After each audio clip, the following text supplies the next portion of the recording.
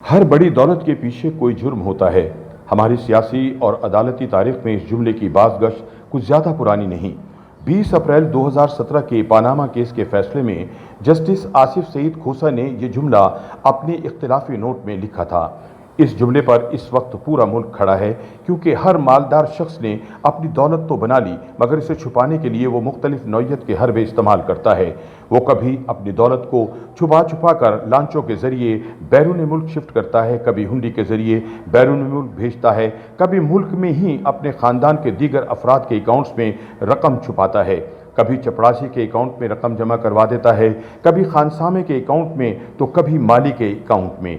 लेकिन वो एक दिन धर लिया जाता है। कभी वो एंटी करप्शन की तरफ से बुलाया जाता है, कभी FIA की तरफ से, और कभी कौमी एहतसाब ब्यूरो नैब की रडार पर आ जाता है।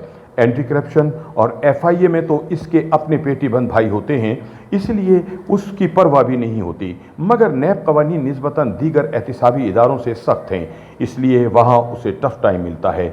लिहाजा इस टफ टाइम को ख़त्म करने के लिए वो नैब के ख़िलाफ़ लॉबिंग करता है और अपने असर व रसूख इस्तेमाल करते हुए हर फोरम पर इसके ख़िलाफ़ आवाज़ उठाता है, जिससे नैब भी कदरे दबाव में आ जाता है, क्योंकि नैब को इल्म है कि किसी भी तरमीमी ऑर्डिनेंस की मंजूरी के बाद कुछ भी हो सकता है, और ये तरमीम अब तक 4 मरतबा हो चुकी हैं। यानी नैब ऑर्डिनेंस 1999 में लाया गया, तब से लेकर अब तक इसमें 4 मरतबा ख़ास तब्दीलियाँ और अपनी मर्ज़ी की शिकों का इजाफा किया गया है। और मौजूदा हुकूमत ने भी इस हवाले से ये साबित किया कि ये लोग नैब तरमीम के लिए ही इक़्तिदार में आए हैं, वरना तो इनके करने के लिए और बहुत से काम हैं। और डॉलर ऊपर जा रहा है, महंगाई कंट्रोल नहीं हो रही, पेट्रोल 200 को क्रॉस करने वाला है, कहीं चेक एंड बैलेंस नहीं है, दिवालिया होने के खतरात मंडरा रहे हैं, खारिजा पॉलिसी के मसाइल हैं।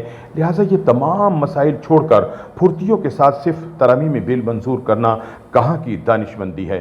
शायद इन्हें इल्म हो गया हो कि इनकी हुकूमत किसी भी वक्त जा सकती है, इसलिए उन्होंने कहा कि पहले ये बिल मंजूर करवा लो, वरना तो इस पर तमाम स्टेक होल्डर को बुलाकर बातचीत करने की ज़रूरत थी, आवाम में जाने की ज़रूरत थी, डिबेट करवाने की ज़रूरत थी। लेकिन सब कुछ छोड़कर फौरी तरमीम की तरफ भागने का मकसद साफ जाहिर है कि ये लोग अपनी करप्शन बचाने के लिए आए हैं।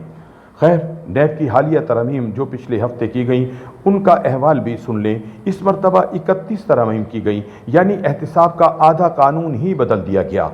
इसमें नैब कानून शिक 21 ख़त्म कर दी गई है, जिससे दर्जनों केसेस गैर मुताल्लिक होकर रह जाएंगे और मौजूदा सियासतदानों पर 90% से ज़्यादा मुकदमात ख़त्म हो जाएंगे।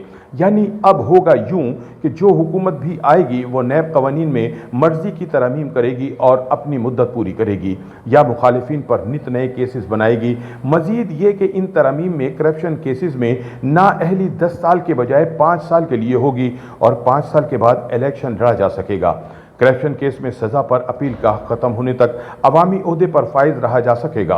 5 साल से ज़्यादा पुरानी ट्रांजैक्शन या इक़दाम के ख़िलाफ़ नैब इंक्वायरी नहीं कर सकेगा। बार सबूत मुलजिम के बजाय नैब को फराहम करना होगा, वरना इंक्वायरी शुरू नहीं हो सकेगी।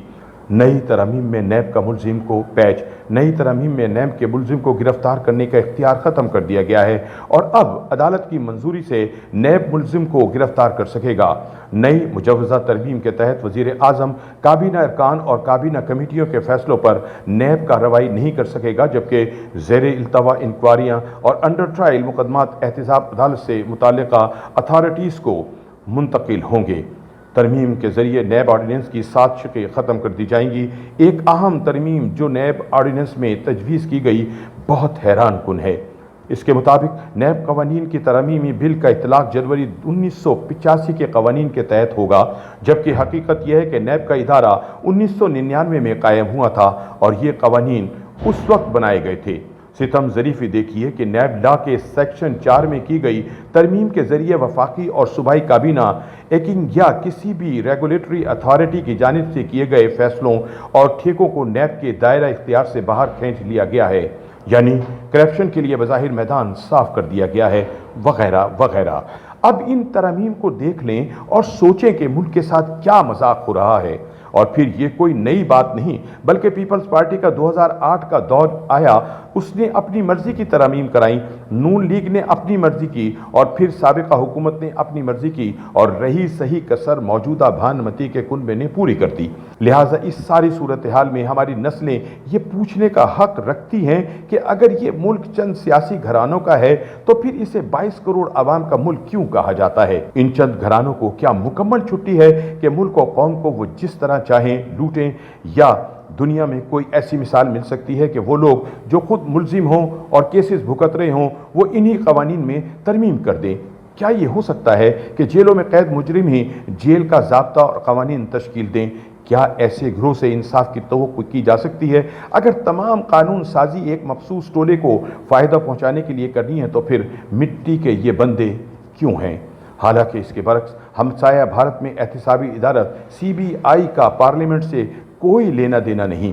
ان کے قوانین 1982 سے لاگو ہیں، ان کے آزاد قوانین ہیں جن میں ترامیم کے بارے میں کوئی سوچ بھی نہیں سکتا، لیکن یہاں نیب کو مذاق بنا کر رکھ دیا گیا ہے۔ یقین مانیں کہ جب نومبر 1999 میں قومی احتساب بیورو نیب قائم ہوا تو مجھ جیسے کئی سادھوؤں نے اطمینان کا سانس لیا کہ جو ہوش سنبھالنے سے اب تک محکمہ اینٹی کرپشن، جنرل ضیاء الحق کے یک طرفہ احتسابی عمل اور سینیٹر سیف الرحمان کے احتساب بیورو کی انتقامی پھرتیاں دیکھ دیکھ کر احتساب کے لفظ سے بیزار ہو چکے تھے۔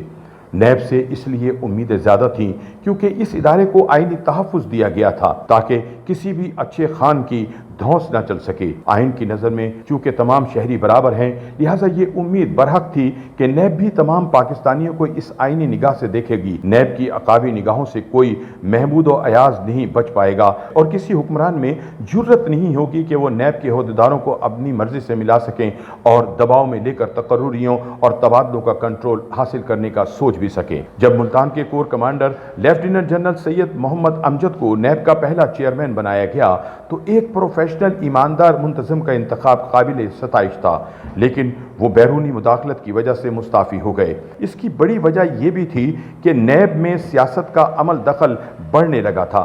پھر ہم نے خود اس ادارے کو متنازع بنا دیا، کبھی پلی بارگیننگ ہونے لگی، کبھی من پسند افراد کا احتساب تو کبھی منتخب افراد کو احتساب میں چھوٹ۔ لہٰذا اب بات آتے آتے یہاں تک پہنچ چکی ہے کہ اب یہ ادارہ اینٹی کرپشن اور FIA کی طرح ہومیوپیتھک بن چکا ہے، جس میں مرضی کی ترامیم کروا کر ہر کوئی فائدہ اٹھا سکتا ہے۔ جس طرح اینٹی کرپشن ڈپارٹمنٹ ہے، اس کا ریکارڈ چیک کر لیں تو وہ کس طرح غریب آدمی کو سزا دیتی ہے۔ اسی طرح آپ FIA کو بھی دیکھ لیں، وہ بھی گنے چنے افراد کا احتساب کرتی ہے۔ لہٰذا اگر نیب کو بھی اسی قسم کا ادارہ بنا دیا گیا تو یہ یقیناً اس ملک کے عوام کے ساتھ ظلم عظیم ہوگا، کیونکہ نیب کا خراب کارکردگی والا ادارہ ہی صحیح مگر یہ عوام کی امید ہے۔ اسی نیب نے ہی ہمیں بتایا کہ کس کس طرح بے نامی اکاؤنٹ سے ٹرانزیکشن کی گئیں اور کس کس طرح سیاستدانوں نے قومی خزانے کے اربوں روپے پر ہاتھ صاف کیا۔ چلیں یہ بھی مان لیا کہ نیب سیاستدانوں کی عزتیں اچھالتی ہے تو کوئی بتائے گا کہ مقصود چپڑاسی کے اکاؤنٹ میں اربوں روپے کہاں سے آئے؟ یہ کیسے ممکن ہے کہ ایک آدمی کے پاس اربوں روپے ہوں، اس میں سے ٹرانزیکشن بھی ہو رہی ہو اور بینک مینیجر کو علم ہی نہ ہو؟ اگر میں اپنے کسی کلائنٹ کو 10 لاکھ کا چیک دوں تو فوری طور پر بینک مجھے کنفرمیشن کی کال کرے گا۔ اگر میں اجازت دوں گا تو چیک کلیئر ہوگا، اگر نہیں دوں گا تو چیک کیش نہیں ہوگا۔ چلیں یہ بھی مان لیا جائے کہ نیب کو بند کر دیا جائے تو کیا یہ بڑے بڑے لیڈر اس بات کا حساب دیں گے کہ ان کے ملازمین کے اکاؤنٹس میں اربوں روپے کس کے تھے؟ تو کیا پھر یہ اپنے مینیجر کے اکاؤنٹ کا حساب دیں گے، اپنے کچن اسٹاف کے اکاؤنٹ کا حساب دیں گے، اپنے گھریلو ملازمین کے اکاؤنٹس کا حساب دیں گے؟ اس میں کوئی شک نہیں ہے کہ فی الوقت نیب کی پرفارمنس زیرو ہے۔ اس کی وجہ شاید یہ ہے کہ یہ لوگ نیب سے طاقتور ہیں۔ نیب ان کے لیے اگر 1-2 لاکھ روپے ماہانہ والا وکیل کھڑا کرتی ہے تو یہ اس کے مقابلے میں 5 کروڑ والا وکیل لے آتے ہیں، لیکن اگر اسے بھی ختم کر دیا تو پھر کیا ہوگا؟ کھلی لوٹ مار ہوگی۔ بجائے اس کے کہ ہم اس کے اختیارات میں مزید اضافہ کریں، پروفیشنل لوگوں کو اس ادارے میں اپوائنٹ کریں، یہ کیسے ممکن ہے کہ اس کے ہاتھ باندھ کر ہم کہیں کہ ملک سے کرپشن ختم ہو جائے؟ بہرکیف ارسطو نے ٹھیک ہی کہا تھا، قانون ایک ایسا مکڑی کا جالہ ہے جس میں غریب پھنس جاتا ہے اور طاقتور جالہ توڑ کر نکل لاتا ہے۔ یہاں اپنی مرضی کے قانون آج تک بنتے آئے ہیں اور آئندہ بھی بنتے رہیں گے، مگر سوال یہ پیدا ہوتا ہے کہ یہ آخر کب تک چلے گا؟ اس سے انکار نہیں کہ نیب میں کئی خامیاں ہیں اور وہ توقعات پر پورا اترنے میں ناکام رہا ہے۔ یہ اکثر سیاسی اشرافیہ کا اسکور طے کرنے کا آلہ رہا ہے۔ تاہم نیب کو تحلیل کرنے یا اس میں مرضی کی اصلاحات لانے کے بجائے اس میں سنجیدہ اصلاحات کی ضرورت ہے۔ نئی حکومت کو چاہیے کہ نیب میں اصلاحات کے لیے بہتر اقدامات کرے، نہ کہ اسے ختم ہی کر دے۔ ایسا کرنے سے یقیناً ان لوگوں کی اگر نیتیں صاف ہیں تو وہ بھی عوام کے سامنے کھل کر آ جائیں گی۔